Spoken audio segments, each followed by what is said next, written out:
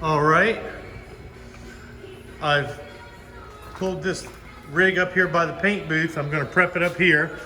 I'm not going to film it. I'm going to sand everything with 500.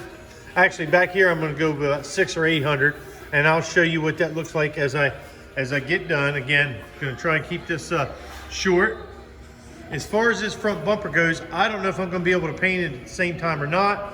I'm going to sand all this with 500 and around the edges with 600 or 800, and then I'm going to prep this thing for an end of panel blend. I'm going to be melting the edge in.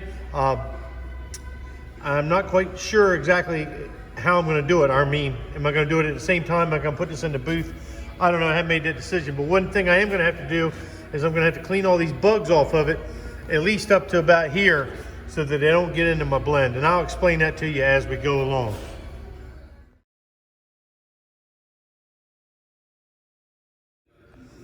All right, I sanded all the primer with 500 by hand, and then I put some 800 grit on a DA with a foam backing pad. You know, you guys have seen me use that before. And I've done all this. Now what I'm gonna do is, this is gonna be a spot in job. I'm gonna put silver color up in here. I'm gonna blend it off. And then I stopped here. This is underneath the vehicle and you're not gonna be able to really see it. So it's gonna be a nice break off point. And I'll show you with the clear how we do that. And then I went ahead and sanded up to here because the bumper gets so much smaller, and it left surface area for you to be able to pick up on the blend. So the clear, I'm gonna stop the clear right in here, and you'll see all that as we move along. All right, I'm gonna take 500 by hand. I'm not even gonna block this, because you remember, this is the second coat of primer I put on here. I blocked the first coat and re-primed it. Remember how good it looked? And it still looks great. So I'm just gonna, we block something to keep it straight or make it straight. In this case, it's already straight, so I'm just gonna use 500 by hand.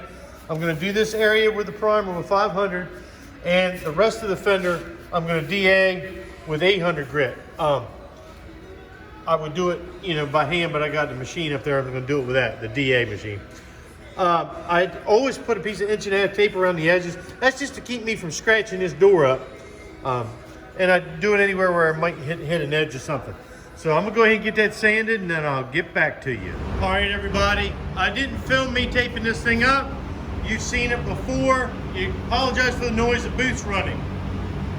As always, the booth was running. I blew it off, wiped it all down.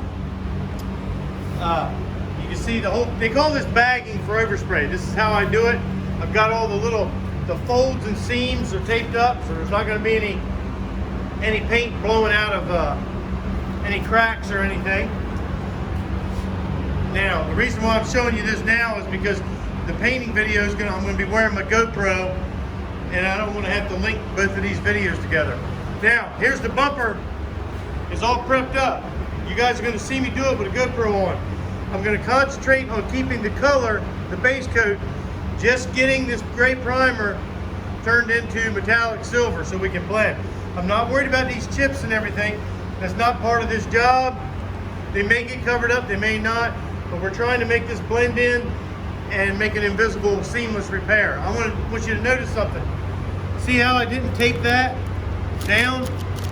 That's because when I blend the clear, I'm gonna blend the clear back here, but that overspray will lay, and if I tape that down, it'll leave a line there. This will let it float on back into there. I've done the same thing up there. Even though the clear is going to stop back here, any overspray, it would form a line if I tape that down. It just kind of puckered it up there. So right now, the only thing that has to happen is I got to tack it off and start painting. But I'm going to do all that film with my GoPro. So I hope you guys are learning something here.